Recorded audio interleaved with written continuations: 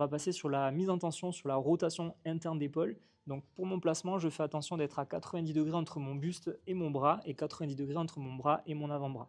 L'objectif ici, ça va être de s'amener en passif vers le sol pour venir chercher un étirement dans l'épaule sans que celle-ci se décolle. Donc je plaque bien mon épaule avec mon poids du corps et l'objectif ici, ça va être de tenir la position pendant 2 minutes d'étirement. Une fois que l'étirement est passé, je vais commencer ma contraction isométrique en poussant vers le haut, comme si je voulais redresser mon bras vers le plafond, d'accord, mais sauf que je m'en empêche avec cette main-ci. Donc je vais contracter 20% d'intensité vers le haut et je tiens 10 secondes.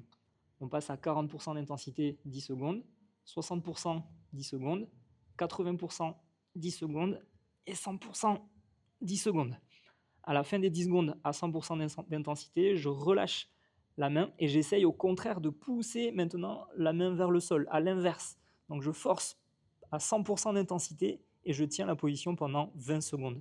Donc je force, j'essaie de générer un maximum de force pour essayer de toucher le sol avec ma main. Si je suis bien positionné ici, le bras ne va probablement pas toucher, sauf si vraiment tu es très mobile. Si tu décolles ici l'épaule, tu vas voir que mon bras va pouvoir facilement toucher le sol.